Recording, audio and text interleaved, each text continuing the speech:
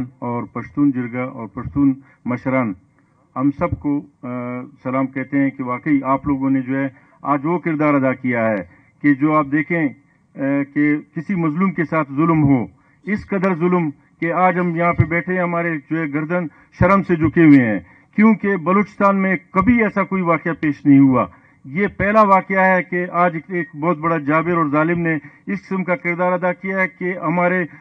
کئی نسلوں تک ہم اپنے آپ کو جو ہے صاف نہیں کر سکتے۔ آپ دیکھیں یہ ظلم کا انتہا، وہ بھی ایک ایسے لیڈیز کے ساتھ جو کسی معاشرے میں جائز نہیں۔ آپ یہ دیکھیں کہ جناب آج کے دور میں یہ پوری دنیا میں میڈیا اور ہمارے جو صحافی صاحبان ہیں ہر چیز پر وہ اپنا نظر رکھتے ہیں۔ آپ اس ظالم کو دیکھیں کہ آج 4 سال ہو گیا ہے، یہ جو قید و بند تھے، ہمیں افسوس ہوتا ہے کہ یہ گورنمنٹ کہاں سو رہا ہے، آج بھی سو رہا ہے، جو وہاں پہ لاشیں پڑی ہوئی ہیں آج بھی اس کی آنکھیں نہیں کھل رہے ہیں، اب پتہ نہیں کہ کیا نشہ کر کے بیٹھے ہیں۔ تو ہمیں چاہیے کہ ہم جتنے بھی ہمارے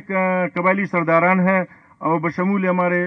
خان صاحبان کا گھر جو ہے یہ ایک ایسا روایتی گھر ہے، انہوں نے رسم و رواج اور ہمارے رسم و رواج کو پامال ہونے والوں کو جو سزائیں ملی ہیں، آج ہم سب کو مل کر اس ظالم اور جابر کو نیست و نابود کرنا ہے۔ یہ ایسے سرداران جنہوں نے جو ہے ہمارے بلوچستان کے بڑے بڑے سرداروں کے سر جو ہے وہ جھکا دیے ہیں، اور انشاءاللہ یہ جھکیں گے نہیں، یہ لوگ اپنا کردار ادا کریں گے اسی طرح جیسے کہ حضرت ابراہیم علیہ السلام کے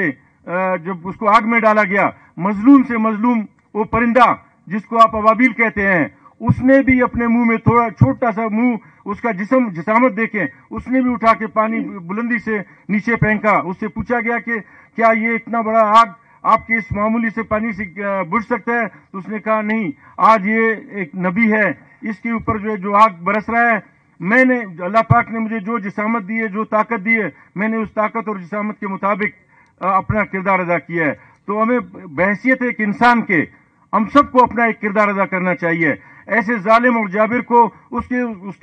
مقام تک پہنچانا چاہیے جہاں پہ اس کو ہونا چاہیے، اس ظالم اور جابر کو۔ تو ہم یہ التجا کرتے ہیں کہ ہمارے بلوچستان کے جتنے بھی لوگ ہیں، چاہے کسی بھی قبائل سے تعلق رکھتے ہیں، ہم سب کو مل جل کر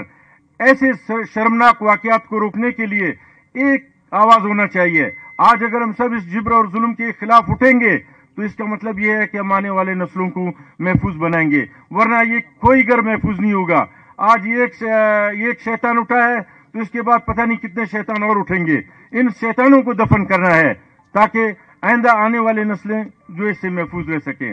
اور آخر میں یہ کہنا چاہوں گا، ہم اپنے سرمستانی قبیلے کی طرف سے پرنس آغا عمر جان کے ساتھ ہر طرح سے اور اس جرگے کے ساتھ مکمل تعاون کریں گے، جب یہ جو چاہیں گے انشاءاللہ ہم مکمل طور پہ ان کو تعاون دیں گے۔ والسلام علیکم۔